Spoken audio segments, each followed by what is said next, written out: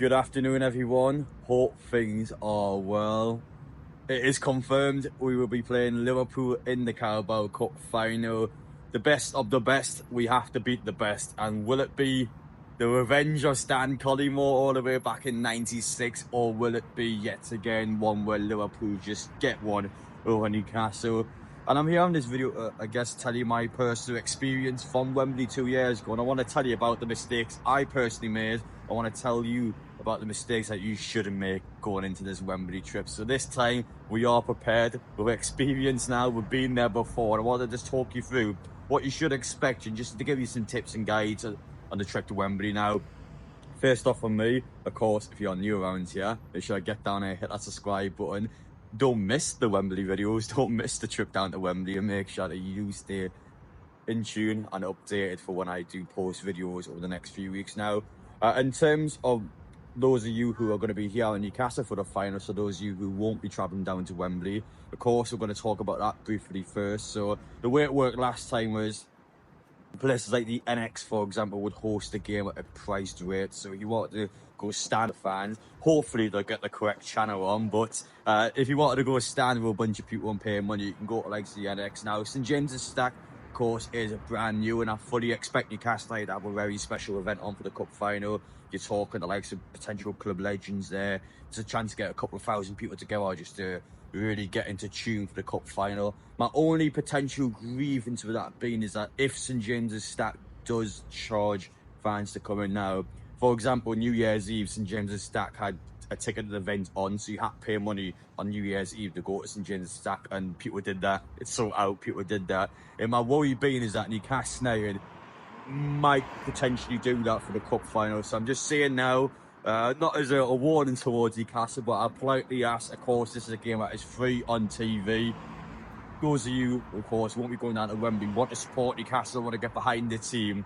It's a free TV match. We've done well to get there. Just let the fans go to St James's Stack for free. Please don't charge money for them just to go inside the building. I feel like that's probably my message I want to put out there. As for heading down to the game, of course, transport is important. The majority of you guys who are going to be going down to the game, I'm assuming you're either going to go down on the Friday or the Saturday, and then you're going to come back on the Sunday night or the Monday morning. Now, trains, when I've been on train line before, you know what? The trains were fine when I went on train line now. Again, that is subject to change. All of a sudden, I could go on half an hour later and those prices may go up or those seats may completely disappear. But £90 to £100 with a rail card, there's a lot of available trains you can book onto. I'm going to assume if you book those trains, you won't get a reservated seat, and that's a really sneaky tactic these train companies do sometimes. So basically, they'll overbook trains, so people are going to be standing up. Now, do bear that in mind. If you don't get a reservated seat, you're going to be standing, because train companies have done this a lot, where they'll just overbook the trains. Now, I will say, I've heard a lot of Newcastle fans suggest and even book themselves onto essentially a Newcastle Carlisle route, and then they'll go down to London from Carlisle, or they'll do Newcastle to Birmingham, and then they'll do Birmingham to London. So basically what they're doing is they're getting off the London line, so they're going somewhere else from Newcastle, and then they're going down the opposite line. Now, do bear in mind, especially if you're going to do Newcastle to Birmingham, the Birmingham to London route is also the route that Liverpool fans are doing. So they'll do, obviously they're going to do Liverpool down to London, but Liverpool to London is the train you would get on after you switch up Birmingham. So again, do bear that in mind if you're going to go on the day of the game. Now, as for that, I'm going to give you my personal opinion. You should probably stick with going on a linear service, or just a service you know has 10 carriages. Now, if you book with, for example, if you book with the likes of cross country, that Newcastle to Birmingham train with cross country is like 4 carriages. It's less than half a linear, and you will realise that when you're on the train. I've done it a few times, and there's a train strike from Newcastle to London. Book on that train to Birmingham, it's full every time. Every time you stand up for 3.5 hours, so you're basically paying £100 to stand up for 3.5 hours. It's horrible. I've done it a few times, so please do try your best to stick with linear, or just stick with a train you know has 10 carriages, so then you at least maximise your chances of actually being able to get a seat, or at least stand up with more room to yourself, because it's horrible. It really is horrible, the cross-country ones, and they get full. They've tapped me a good few times as well, so that's probably my recommendation on that. In terms of our forms of transport, keep an eye on these bus companies and the packages that you offer. I've seen one before, national holidays. I mean, you're talking going down the coast on a Saturday, You have the hotel on the Saturday night, which is paid for from national holidays, and the coach back after the game. £139. I think that's really good value. I know obviously the coach is like 6 to 7 hours, which is going to be like a decent amount of time, but I used to do these national holiday packages. I wanted to go for a zoo, for example. I used to go on like my parents used to go to like Blackpool Tower back in the day when I was a kid. I used to kind of go on these little weekend trips. I think £139 coach and hotel is very good value. So keep an eye on these coach services because, again, they offer quite good packages. Obviously, you need your own match ticket, but if I was going to go down with my dad, for example, like I'll probably do something like that with him. So again, like that's really good for you guys, and I feel like you should keep an eye on these coach trips because I think value-wise, that's probably the best value in terms of getting to the game if you aren't going to drive down. As for getting down to Wembley, of course, the big difference this year will be the fact that Trafalgar Square is off. St. Patrick's Day celebrations are being set up on the day before the cup final, so Newcastle United fans won't be allowed to go to Trafalgar Square. But of course, in London and the amount of opportunities in London, you've got so many places you can go to. Obvious example has been some of the massive parks I have there. Big parks such as Hyde Park has been quite a famous one being suggested out to Newcastle fans.